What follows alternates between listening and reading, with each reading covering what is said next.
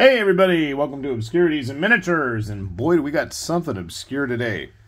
We have got Dinosaur Battlefield. Yeah, I don't even know where I first came across these, but these are big barbarian dinosaur warriors. And this is from Axytoys, and this is number 03. There were two previous ones. They were a scout and a veteran. I don't know if they were also Carnotauruses, but they were definitely dinosaurs. And there's a new T-Rex that's even larger than this that's coming soon as well. So, what do we got? Well, we got a dinosaur in there. We've got the World of Dinosaur Battlefield. Herbivores coming down the line. Interesting. We've got a little thing about the Taurosaurus. This is a Carnotaurus, so I don't know what that's all about. You can see a view of him on the back. There are two color variations. I believe I got the red. I don't actually know. Why don't we open and find out? I like how it's got the little hanging tag. Like, anything of this price and premium quality is going to be just hanging around in impulse purchase areas. Now, this was all sealed all across every side with stickers. I did take those off prior to filming this, so just be aware. When you get yours, it should have stickers on it. Okay, what's coming out there? Nice little postcard. There's one of the... I think that's the veteran. I think that's the scout. So they're similar, but not exactly. And I can't read Chinese, so that doesn't help me.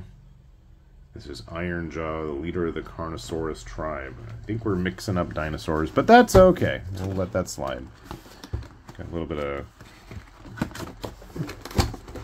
paper in the way there. I think that's everything in the box. And we got a couple of different layers here. So we've got...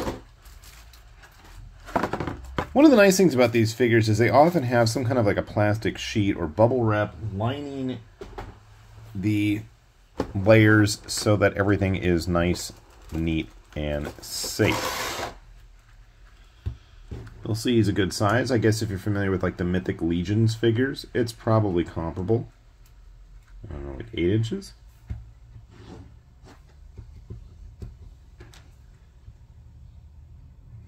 Paint apps look pretty nice.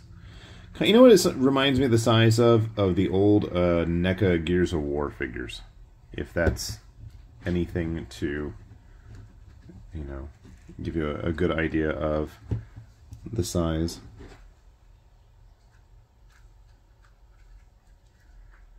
Movement seems quite nice and articulated.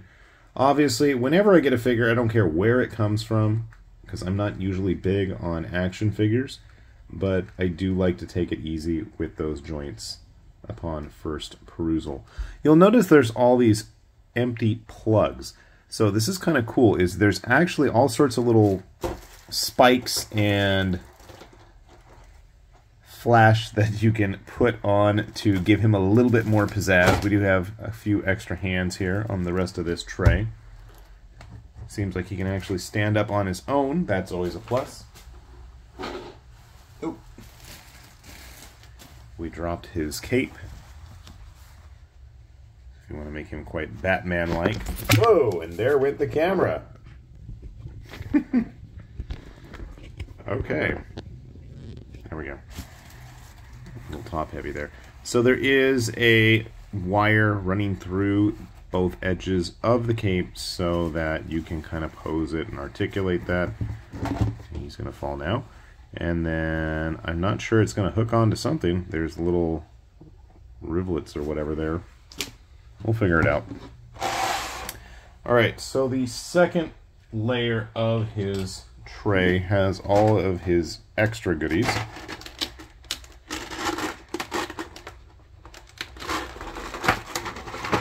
It is not taped down, so we don't need to worry about that.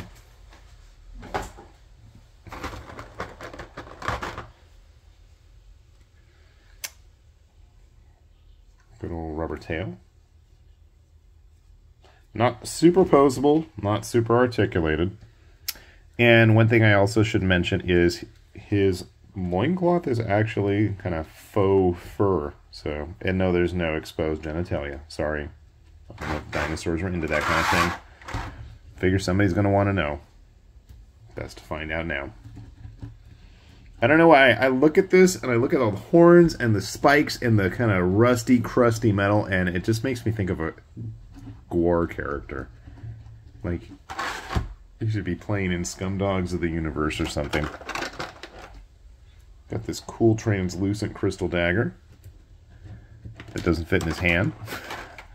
He's got this big old gnarly Monster Hunter style metal blade.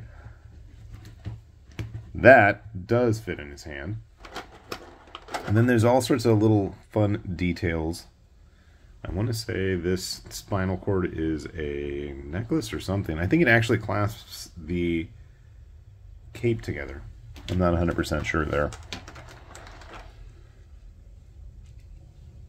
We've got some random antlers. So these are kind of cool. See the face on those. And then they actually just plug in. So all those little holes are going to be for you to add in the details whichever way you see fit. So even like his kind of ornamental belt buckle there, you can replace that. You can put these things wherever you want.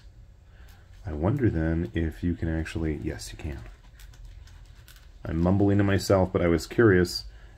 But you can take out the Triceratops skulls, and they are the same size as those little plugs. So if you want... I mean, hypothetically, if you wanted to get like 2 or 3 of just these figures and then customize them all up based on their gear, you absolutely could do that. Maybe this is supposed to clasp his cape? I don't know. Oh boy. So remember what I said about all the little goodies? You got a baggie full of them here. I'm assuming this is a sheath for the dagger. I don't know where he's supposed to wear it. I'll figure that out. But, so check it out. There's just all kinds of little spikes, studs, blades, and bones. And then you can actually customize, like I said, wherever they're going to go all over his armor.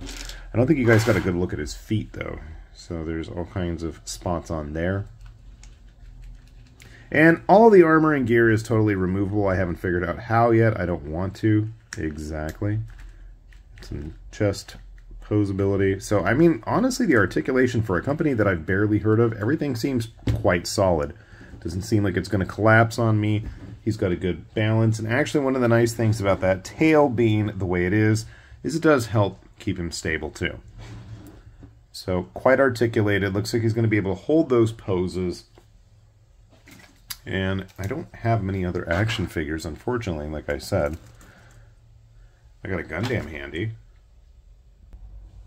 Hey, you know what? Actually, here. Found a Space Marine. Space Marine is 1/18th scale, so that should give you a good size idea. 1/18th scale being the traditional G.I. Joe action figure scale, of which also the Kamen Rider Shoto figures are done in that scale. So our Carnotaurus here is quite the big boy. And that T-Rex coming is even bigger. So here, seems like something Evolved would have with him.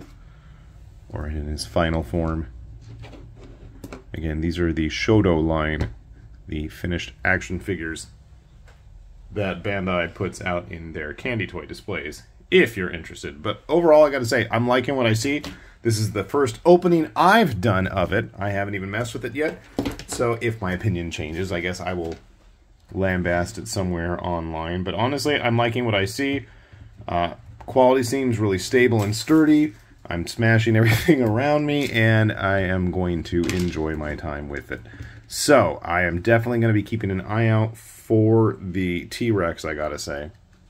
And again, I really like how we can strip down all of the extra gear. Where does that attach? Ah, check it out. Even on the back, you know, I'm not even showing you anything. So, oh, there's like a whole, like, little leather plush fur lining to everything. Woo! Very interesting. And I bet I could plug these in other places as well. So, a lot to do, a lot to see, a lot to mess with. If that sounds like something of interest to you, I wholeheartedly recommend you do take a look. I've seen these, I know, at Big Bad Toy Store. I believe they have the other versions as well. And with the big giant T-Rex. And I mean, it's going to be even significantly larger than this, both in bulk and size. I hate to say it, but yeah, I'm probably going to pick it up. So you might want to keep an eye on this channel if you're curious about that stuff. Otherwise, I say knock yourself out. If you have any other figures of similar size and strength, I should say, super hideously deformed figures of superhuman size and strength. I got to get my Toxic Avenger quotes right there. By all means, let me know what you guys think, because there's definitely some funky stuff out there. You know what? I need a War Duke to go with him, don't I? I'm going to talk myself into buying a War Duke, I think. So yeah. All right, I got to stop because I'm just going to go spend money now. So with that said, then, this has been High Lord Tamberlane with Obscurities and Miniatures, saying thanks for watching, and we will see you back here soon. Bye-bye.